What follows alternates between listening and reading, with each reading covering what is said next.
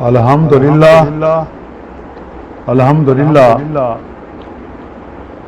وکفی وسلام علی عبادہ الذین اصطفی اما بعد فاعوذ باللہ من الشیطان الرجیم بسم اللہ الرحمن الرحیم ولا تنفع الشفاعۃ عنده الا لمن اذن له حتی اذا فزع عن قلوبهم قالوا ماذا قال ربكم قالوا الحق وهو العلی الکبیر.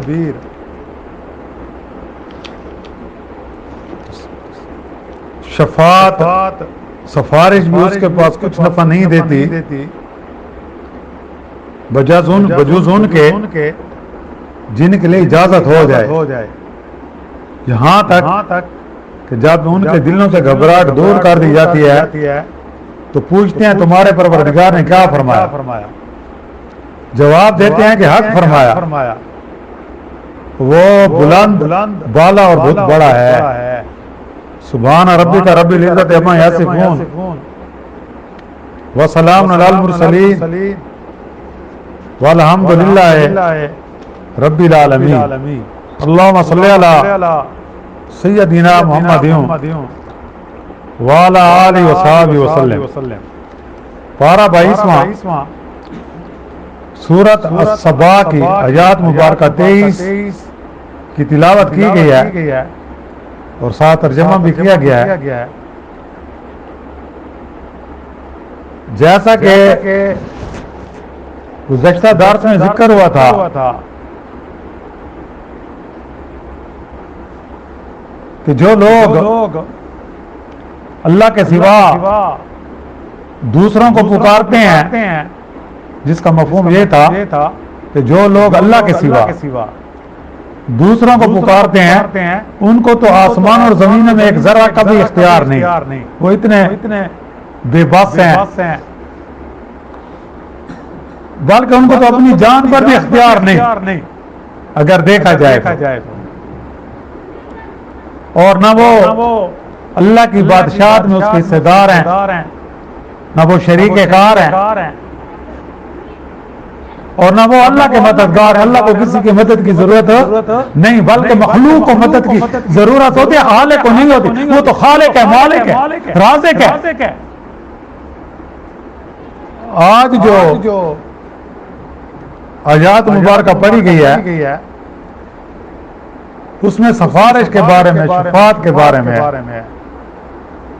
کہ یہ جو لوگ اللہ کے سوا دوسروں کو پکارتے ہیں اور ساتھ یہ دلیل پیش کرتے ہیں کہ یہ ہماری سفارش کریں گے کل قیامت کے دن، ہم جو کچھ چاہیں بس کرتے رہیں. میرے پیر نے ٹھیکہ لیا ہوا ہے، میرے مشائخ نے ٹھیکہ لیا ہوا ہے کہ میں جو چاہوں حلال حرام کی تمیز نہ کروں، یہ مجھے بخشوا دے گا.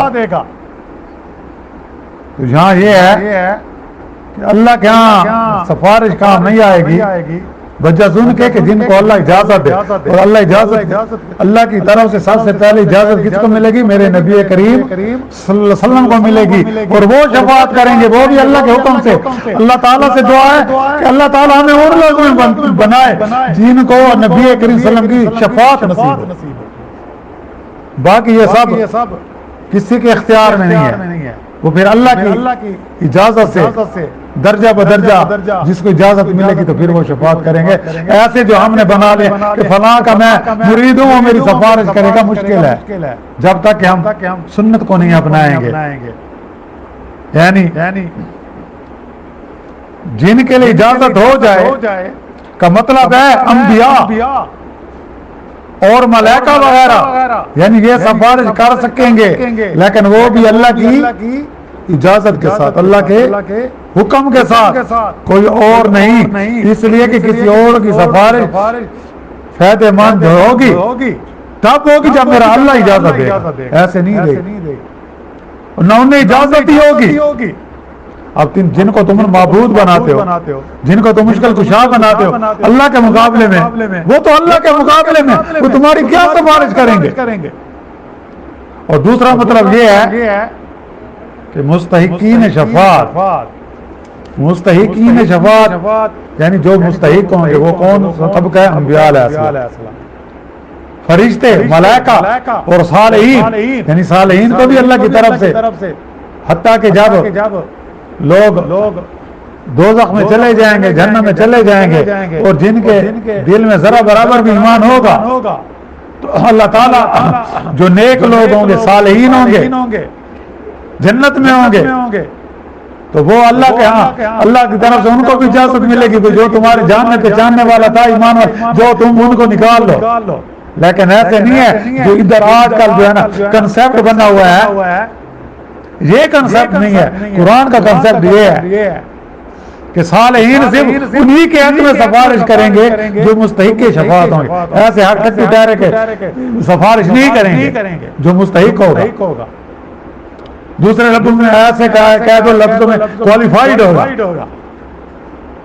کیونکہ اللہ کی طرف سے انہی کے حق میں سفارش کرنے کی اجازت ہوگی، کیونکہ مشرک ہے، کسی کا مشرک دوست ہے، وہ اس کی کیسے سفارش، اس کو تو اجازت بھی نہیں ملے گی۔ تو اللہ سے دعا کرو اللہ تعالیٰ ہمیں زندہ رکھے ایمان کے ساتھ اور سلامت کے ساتھ، اور ہمارا خاتم ہو ایمان پر، کسی اور کے لیے نہیں۔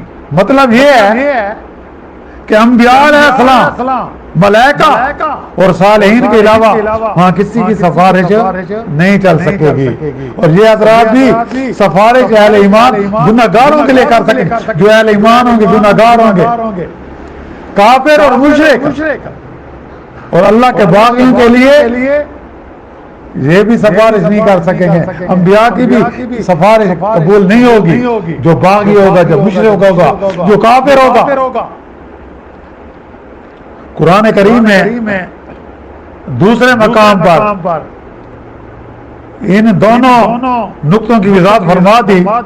من ذا الذی یشفع عنده الا باذنہ، یہ آیت الکرسی کی ایک کلمہ ہے کہ من ذا الذی یشفع عنده الا باذنہ، وہ کون ہے جو شفاعت کرے اللہ کے پاس مگر اس کے حکم سے۔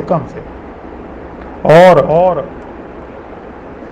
جب ہاں ولا یشفعون الا لمن ارتضی، یہ سورۃ انبیاء کی آیات ہے، اور پہلے والی سورۃ بقرہ کی آیات ہے کہ اس کی منظوری کے بغیر، اس کی اجازت کے بغیر، اس کی رضا کے بغیر کوئی سفارش نہیں کر سکے گا۔ تو یہاں یہ شفاعت کا مفہوم ہے۔ پروردگار نے فرمایا، جو بھی فرمایا وہ حق فرمایا، کیونکہ قرآن اللہ کا کلام ہے نا، اور قرآن کی کوئی بات باطل ہو ہی نہیں سکتی۔ جو میرے اللہ نے فرما دیا وہ ویسے ہی ہوگا۔ کیوں؟ اس کی مختلف تفسیریں کی گئی ہیں۔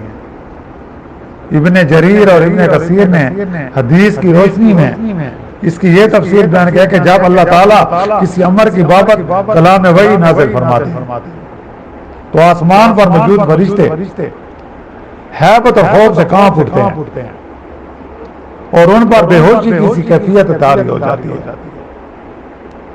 ہوش آنے پر وہ پوچھتے ہیں تو عرش بردار فرشتے دوسرے فرشتوں کو وہ اپنے سے نیچے والے فرشتوں کو بتلاتے ہیں۔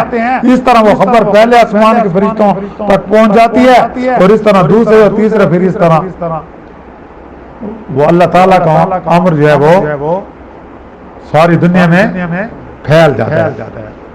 تو ابن کثیر فاضون میں صلی ماخذ ہے، یعنی جب گھبراہٹ دور کر دی جاتی ہے، یعنی کہ جب اللہ کی طرف سے وحی ہوتے کوئی حکم فرشتے بھی گھبرانے لگ جاتے ہیں، خوف کی حالت، اور جب ان کی گھبراہٹ دور ہوتی ہے تو تب وہ اللہ کا پیغام اپنے سے نیچے والے آسمان والے فرشتوں کو اس طرح ایک دوسرے کو وہ پیغام پہنچتا ہے اور پھر دنیا میں پھیل جاتا ہے۔